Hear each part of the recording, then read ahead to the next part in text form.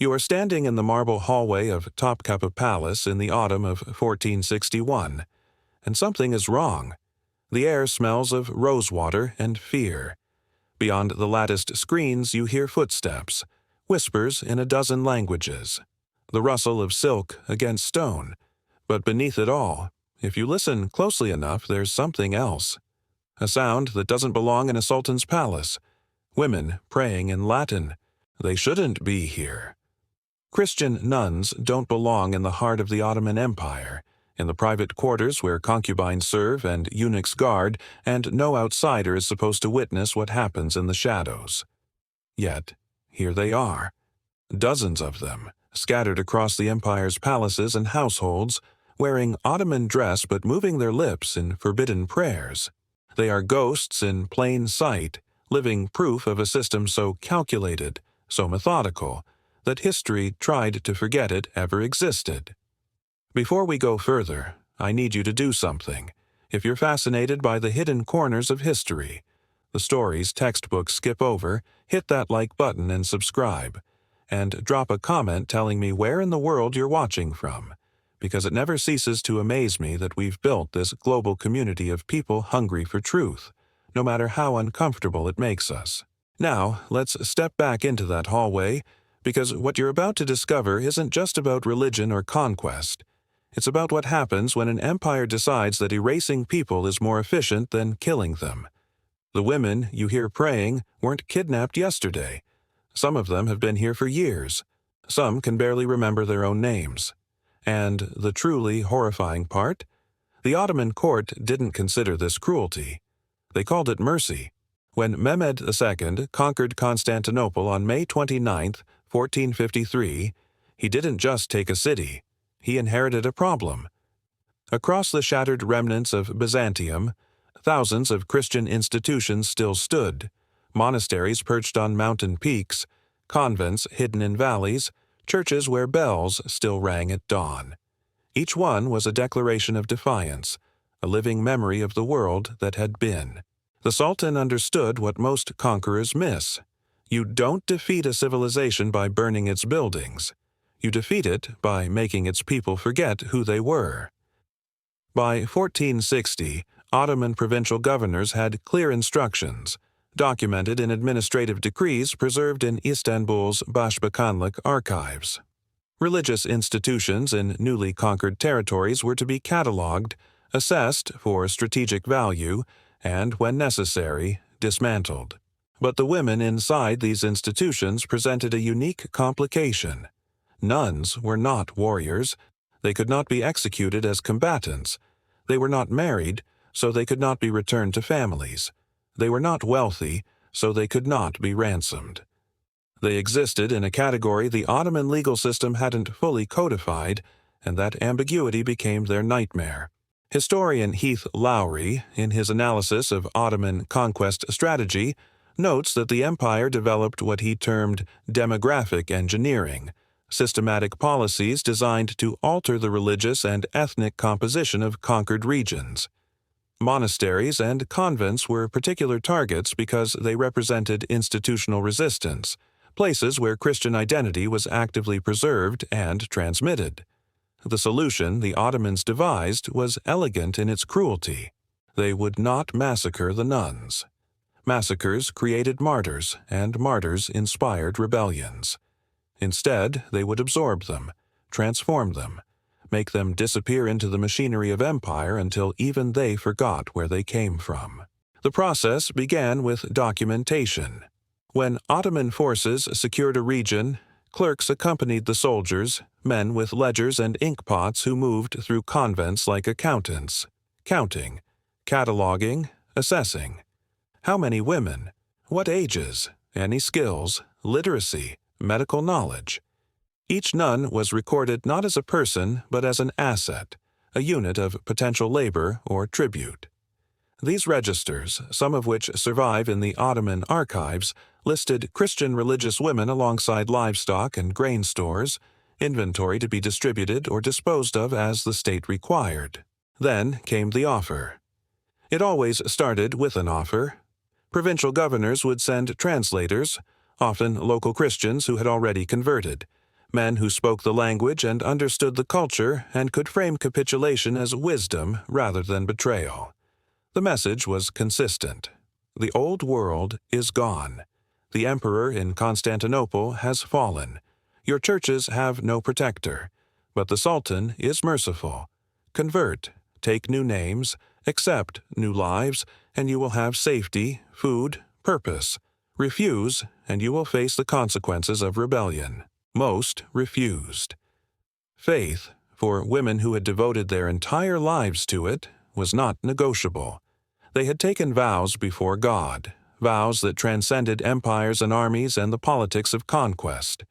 To renounce those vows was to renounce their very identity, to unmake themselves. So they refused, and the Ottomans had prepared for that too. By the summer of 1461, a pattern had emerged across the Balkans and Anatolia. Convents that refused conversion were evacuated. Their inhabitants marched to port cities and loaded onto galleys bound for Constantinople. Ottoman naval records from the period list dozens of such transports, passenger manifests that referred to the women simply as religious captives, female, destination imperial household. The term household was doing a great deal of work. These women were not being taken to palaces for shelter. They were being taken to be repurposed, integrated into the vast domestic labor system that kept the Ottoman court functioning. The journey itself was designed to break them, not through violence that would have been inefficient, but through attrition. No one could accuse the Ottomans of cruelty if women simply died of exhaustion on the road or illness on the sea. Venetian merchants who witnessed these transports wrote letters describing convoys of bound women walking for days through mountainous terrain with minimal provisions, their progress tracked by soldiers who neither helped nor hindered, merely ensured they kept moving. A dispatch from a merchant in Thessaloniki in 1462 described a galley arriving in port with 23 women who had boarded a week earlier. 6 had died during the voyage. Their bodies were given no ceremony, simply weighted and dropped into the Aegean, as if they had never existed at all. The scale of this system is difficult to grasp because it was never centralized, never codified in a single policy. It emerged organically, province by province, as governors and administrators experimented with the most efficient way to neutralize Christian institutions without provoking international condemnation. But when you aggregate the records, the regional reports, the incidental mentions and diplomatic correspondence, a picture emerges. Between 1453 and 1480, at least 3,000 nuns from Orthodox and Catholic convents across the Balkans, Greece, and Anatolia disappeared into Ottoman imperial service. Some were assigned to provincial households, others were distributed to the palaces in Edirne, Bursa, and Constantinople. A few were given to high-ranking officials as personal servants, rewards for loyal service to the Sultan. And here is what makes this system so insidious. These women could not look away from what they had become. Every morning they woke in rooms that smelled of incense they had not chosen. They prepared food they would not eat, washed linens for beds they would not sleep in, served a court whose prayers echoed 5 times a day in a language they had been forbidden to speak. They were surrounded by reminders that the world they had known was gone, replaced by something vast and indifferent, something that had consumed them without even noticing. The Ottoman palace system operated on strict hierarchies, layers of authority and surveillance that ensured no one could act independently. At the bottom of this hierarchy were the domestic servants, women who cleaned, cooked, and maintained the infrastructure that allowed the court to function. These positions required no special skills, no literacy, no value beyond basic labor. This is where most of the nuns ended up. They were given Turkish names, taught rudimentary Ottoman Turkish, and assigned to work crews supervised by senior servants who reported any signs of resistance or religiosity. But compliance was not enough. The Ottomans wanted more than obedience. They wanted erasure. Every Christian symbol was stripped away, crucifixes confiscated, prayer beads melted down, any scrap of Latin text burned. The nuns were forbidden to speak their native languages to one another. forbidden to gather in groups larger than 3, forbidden to sing, because songs carried memory, and memory was dangerous. They were to become silent, invisible, interchangeable. They could not look away from this transformation because they were living inside it, day after day, year after year. And yet, some of them resisted. Not through violence or escape, those were impossible, but through the only act of defiance available to them, they remembered. In the underbelly of Topkapi Palace, in corridors that tourists never see, archaeologists in 2011 broke through a false wall during routine restoration work. What they found was a room no larger than a prison cell, its walls scarred with hundreds of tiny scratches.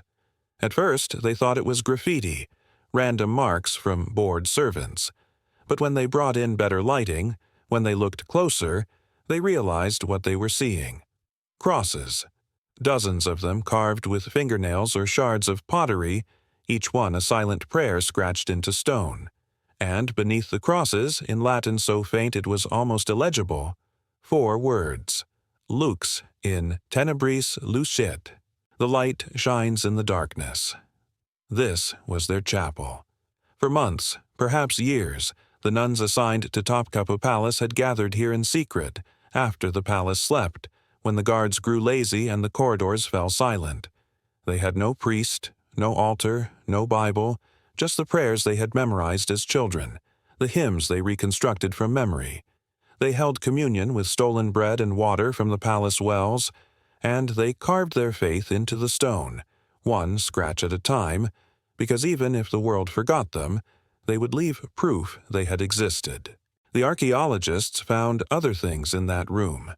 Traces of wax from candles, not Ottoman candles, but older, mixed with herbs, the kind of candles monks and nuns made in medieval monasteries. Which means they managed to preserve some fragment of their old life, smuggled in or improvised, burning in the dark where no one was supposed to see. They found a fragment of a broken mirror, polished and shaped into a crude cross. They found 23 lines scratched into the corner of one wall, each line representing a sister. Only 11 of those lines were complete. The rest trailed off into nothing. Among the marks was a small bird, etched with remarkable care given the tools available. Beside it, 2 words in Greek, yipomenemen, we endure. Who carved that bird? The question lingered in the dust-filled air of the excavation site, hovering like incense above the worn stones. The archaeological report speculated it might have been a younger member of the group, someone with steadier hands, someone whose body hadn't yet been worn down by years of labor. The cut of the lines, fine and deliberate, suggested patience, the kind of patience only hope can give. A Venetian diplomat, visiting the Ottoman palace in 1478, mentioned the faintest whisper of a rumor in his letters home. Among the older servants, he wrote, there were tales of women who sang in Latin long after midnight. Their voices drifted through the lower halls like ghosts brushing against stone. He dismissed it, of course, as superstition, the idle imagination of uneducated staff. He couldn't know then what the walls already knew, because walls, unlike people, don't lie. Those crosses, that Latin phrase carved deep into the plaster, the faint outline of a bird with its wings stretched wide, they were real as the hands that made them. And the women who carved them were real too, even if history tried to erase them. The question that haunts the archaeological team today is simple and unanswerable. How long did they keep the vigil? The depth of some carvings suggests years of repetition stone gradually giving way beneath steady, faithful hands. Wax residue found near the engravings implies candlelight used not once, but again and again, through endless nights. Which means these women gathered regularly, perhaps every evening, even as their numbers dwindled. They prayed when hope should have died, when silence should have swallowed them. That wasn't just faith. That was defiance. Faith endures. Defiance resists. These women did both, quietly, stubbornly, beautifully. But the Ottomans noticed. They always noticed. In 1482, a palace ledger records something chilling. Sultan Bayezid II had just taken the throne, seeking to cleanse his father's court of inefficiency and disloyalty. In a column marked Tasfi Edildi disposed of appears a list, not of names but of absences. Domestic staff removed from duty. The reason: resistance, piety, unproductiveness. No elaboration. No records of where they went or if they were ever seen again. Just a line in neat Ottoman script. Just a bureaucratic way of erasing human lives. After that date, the markings in the hidden chapel stop. The Latin prayer remains unfinished, the lines suddenly cut short. The small wax traces harden and fade. And in the silence that follows the story of the nuns of St. Catherine women from Thessaly, Epirus, and Macedonia slips out of recorded memory. They had walked for days in chains, across mountains and through villages that no longer exist. They were taken as captives, their monastery burned, their faith tested in the cruelest ways. They crossed the sea to Constantinople, not as pilgrims but as spoils of war, and somewhere beneath the glittering courts of Topkapi Palace, deep in the service corridors where no sunlight ever reached, they found a small space, a forgotten room, a place of stone and shadows, and turned it into their chapel. There they carved, not just crosses but words, not just symbols but stories. One Latin phrase lux in tenebris lucet. The light shines in the darkness appears again and again, as if they needed to remind themselves that light, though faint, still lived. And then there was the bird, small, almost delicate, wings spread, beak tilted upward, a fragile emblem of freedom from women who would never see it again. The archaeologists debated whether it was meant to represent the Holy Spirit, or perhaps a memory a bird they had once seen back home, flitting above monastery gardens where bells once rang. The truth may never be known, but the emotion carved into the stone still breathes. Centuries passed. Empires rose and fell. The Ottoman court changed rulers, servants, languages, and rituals, but the chapel stayed sealed, untouched beneath the palace floors. And the story of those women, those vanished nuns, became a whisper, a superstition. A flicker of fear passed between servants on sleepless nights. In 1712, a French diplomat noted something odd in his travel journals. He wrote of a peculiar coldness in the lower halls of the Sultan's palace, and of older attendants who swore that on certain nights, if you stood very still, you could hear voices, women singing softly in a tongue none of them understood. Latin, they guessed. He dismissed it as nonsense, of course. Folklore, the kind of story the uneducated tell to make sense of sorrow. But maybe those servants knew something he didn't. The Ottoman Empire endured for 6 centuries, from 1299 until its final collapse in 1922. It conquered cities, redrew borders, reshaped languages, faiths, and cultures.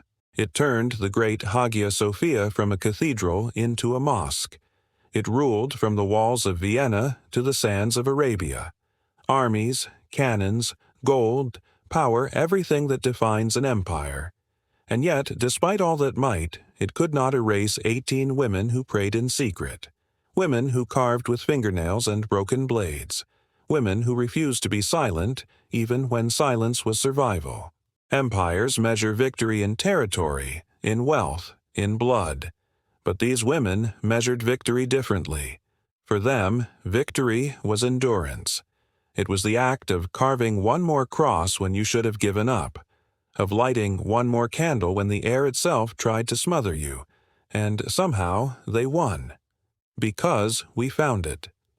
500 years later, when the archaeologists brushed away the dust, they uncovered the proof of something empires could never archive: faith that survived erasure. Their chapel, hidden for half a millennium, had waited patiently beneath marble and gold, and when light finally touched it again, the carvings glowed faintly in the dust, as though remembering the candles that once flickered there. The Latin words still clear, the bird still graceful despite centuries of neglect.